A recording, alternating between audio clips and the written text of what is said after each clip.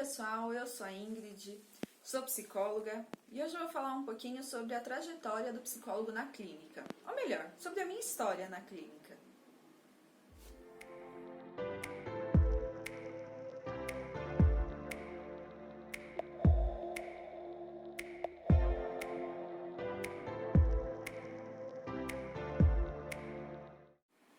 Um dos caminhos que eu percorri após me formar em psicologia foi para a clínica.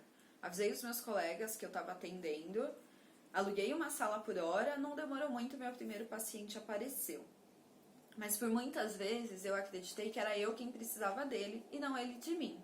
E sim, paguei muito para trabalhar, porque eu acreditava que eu não podia cobrar um valor da sessão muito alto e que aquele era o começo, né? Então eu não ia ter um retorno mesmo.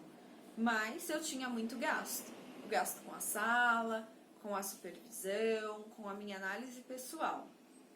E eu não tinha um retorno financeiro para conseguir bancar tudo isso. Uma das formas e uma das coisas que eu pensei lá naquela época foi começar a atender em clínica de convênio. Eu já imaginava que eu receberia pouquinho, que eu não teria um retorno financeiro muito alto.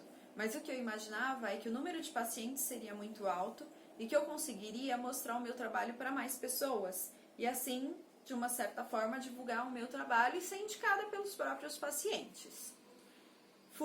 Fiquei por 1 ano e pouquinho, mais ou menos.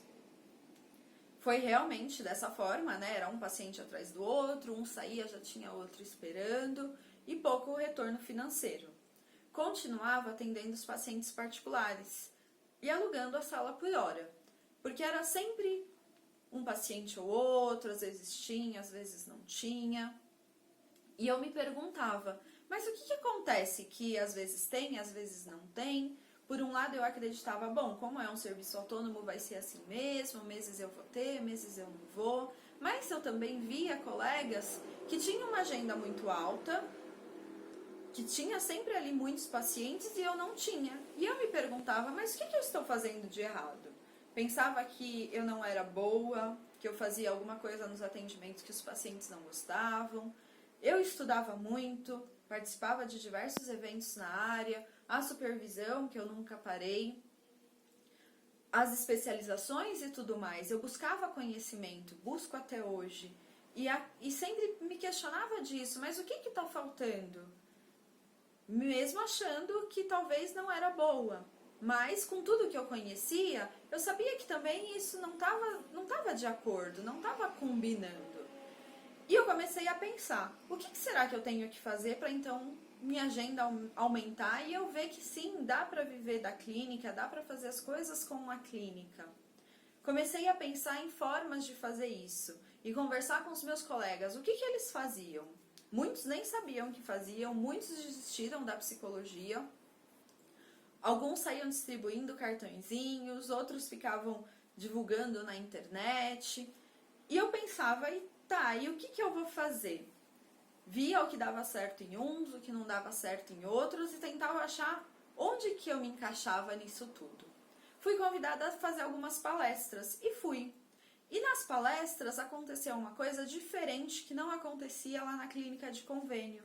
Porque hoje eu desconfio que talvez lá no convênio os pacientes não conseguiram ver o meu trabalho de fato, por conta do número de sessões que muitas vezes é limitado. Então, não conseguiam mesmo por conta do tempo. Na palestra, como tinha um foco maior, era um determinado assunto, eu acredito que ali conseguiram ver um pouco mais sobre o meu trabalho. E a divulgação, então, do que eu fazia começou a ser feita de uma forma mais correta e minha agenda começou a aumentar. Com a agenda aumentando, eu não conseguia mais ficar no espaço onde eu alugava a sala por hora, porque eu precisava de uma flexibilidade maior. E eu precisava também pensar em mim. Precisava de um lugar, então, próximo, para que também pensar na minha saúde, na minha qualidade de vida. Hoje eu tenho o meu próprio espaço. A minha agenda aumentou muito. E sim, existem formas da gente fazer isso. E venho, aqui contar um pouquinho sobre a minha história. Espero que vocês tenham gostado. Um grande abraço e nos vemos no próximo vídeo.